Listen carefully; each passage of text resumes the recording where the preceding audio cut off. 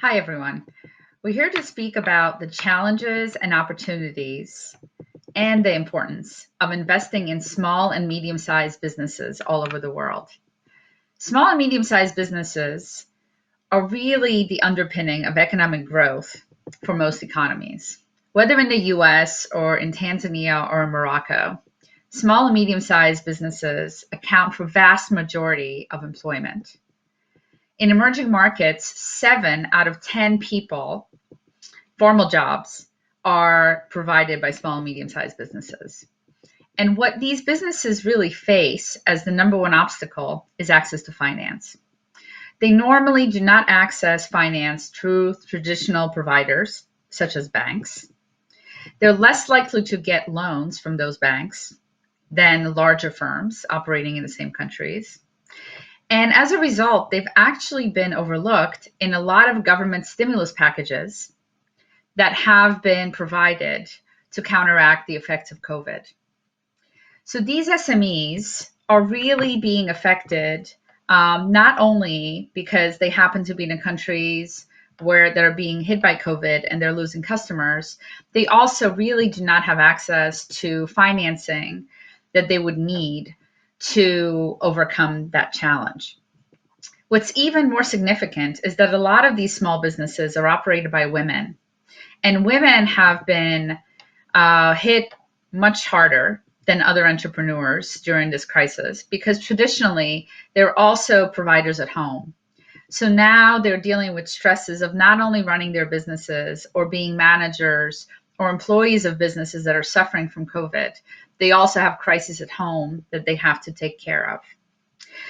So we've started thinking about how can SME financing and how can SME supporters really help these businesses overcome this crisis and build a much more resilient recovery.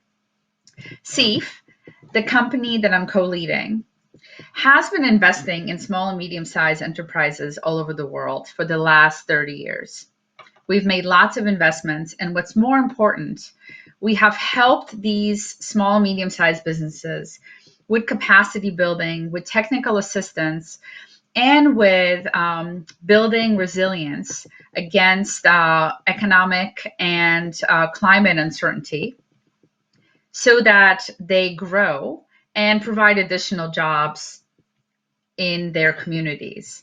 But post-COVID, we started thinking, what can we do that will be more significant in what we're thinking of as the post-COVID world? So we've done a few things. First, we have doubled down on themes of resilience.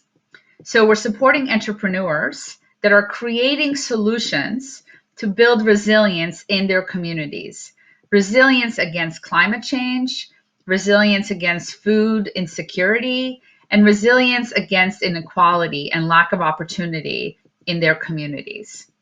We're providing flexible capital, growth capital that is not straight debt or straight equity in many cases, that allows the companies to really think long-term and channel the money to their growth, not immediate repayment. And third, we're really focused on gender lens investing. We are making sure that all of our companies are empowering women across their entire operations, whether as employees, as customers, or as leaders in their organizations. We really believe that this kind of approach and this kind of support to small and medium-sized businesses will build a much more equitable and resilient recovery post-COVID and will result in more equitable and resilient communities and society in the short term. I now wanted to turn to Miriam, who is leading SEAF's innovation funds in the Middle East. And she is investing in such companies. And not only is she investing in such companies, she is actually providing support and partnering with these companies to expand the solutions that they have provided to their communities, to other countries on the continent of Africa that also need similar types of innovation and also need to become more resilient. Miriam, over to you. Thanks, Agnes. Hello, everyone. I'm happy and honored to be with you today to share with you this fantastic journey of SEAF in Morocco. I joined SEAF 4 years ago with a strong conviction that innovation can be a strong driver of development and economic empowerment in Africa, and that the continent and Morocco have a great potential of talented entrepreneurs to support and to accelerate. SEAF decided to back me and share the same vision on the market, enabling the first institutional VC fund in Morocco to be raised, focusing on investments in innovative companies. This fund was really designed as a demonstration fund to demonstrate directly on the field the innovative entrepreneur potential that could be backed. We designed a disruptive innovative investment approach, targeting highly innovative Moroccan companies with high growth potential addressing regional or global markets and focusing on emerging sectors. Our positioning is to support innovative projects led by talented Moroccan entrepreneurs, both local and from the diaspora, through the capital financing, but more importantly, actively managing portfolio companies to accelerate value creation and achieve exits with priority to the international market. 24 months after our first closing, we are happy to share some key achievements, attracting 30% more local investors and first-time investors in VC fund. And we have managed also to deploy more than 50% of our fund in less than 24 months. With our assistance, the portfolio companies showed a strong resilience towards the COVID-19 outbreak, being able to pivot and capture further opportunities. And our portfolio right now is attracting strong appetite from larger VC funds active in the continent. I think that the best way to show you this achievement is to share with you one example is the SOEED company. SOEED was founded in 2018 by two Moroccan young talented entrepreneurs, Hamza Al-Kha and Hamza Bendal. It's a startup providing decision support tools and information to African farmers. When SEAF invested in SOEED 18 months ago, the company was covering 3,000 hectares. It has reached today 30,000 hectares and is targeting 100,000 hectares. So it's providing with farmers and African farmers with critical information such as irrigation, quantity of fertilizer to input, or simply the harvest date in order to optimize the quality and then get premiums on the market. So it expanded in Ethiopia, Senegal, Tunisia, Ivory Coast, and Sudan in order to provide all African farmers with valuable data and information that enable them to sustainably optimize their yield because Africa has still a huge room of improvement and efficiency in terms of agriculture. SEAF supported SOEED to go beyond these services and work with government and institutions on African farmer financial inclusion, building financial products such as insurance, credit scoring, and leveraging artificial intelligence and exclusive data collected on African continent. We believe with SOEED that it is vital for Africa to work hand in hand with farmers, providing them with best-in-class information in order to reveal the potential and make sure Africa can nourish itself.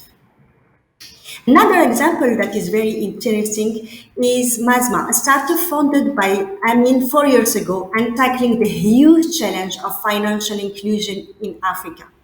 Being unbanked can make acquiring basic services such as electricity, mobile airtime, and other services a really complicated task, limiting this population from achieving economic and financial inclusion. 4 years ago, Amin started MASMA with the vision of democratizing access to basic services for this population across Morocco and the continent by empowering the traditional retailers that are the heart of the communities in the continent. MASMA does this by enabling underserved and unbanked African access basic services like money transfer, bill payment through her network.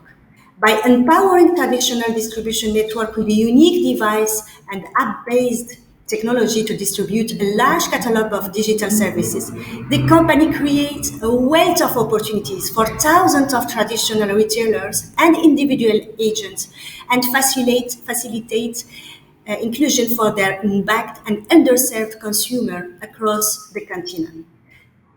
Basma expanded in Tunisia, Senegal, and Congo, and SEAF investment has allowed Basma to grow its catalog of services and point of sales network.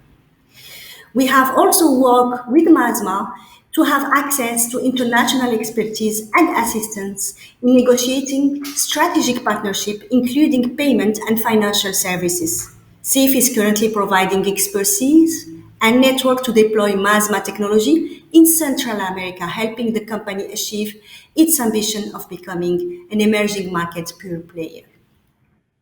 Our ambition today is to replicate our investment model and our track record in Morocco in the North African region and continue to support actively talented entrepreneurs to achieve their potential. Our approach can be summarized by the following sentence: think big, start small, and scale up. We are definitely in the scale up phase, and thank you for your attention.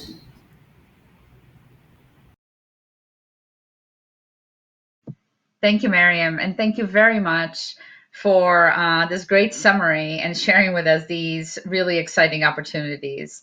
SMEs are definitely key to global economic recovery and to building a more equitable society. And actually, the innovation that they provide really address a lot of the issues that the world is grappling with today. So we definitely look forward to hearing from others who are working with SMEs and would like to partner with us on really expanding our reach and supporting more such great entrepreneurs. Thank you.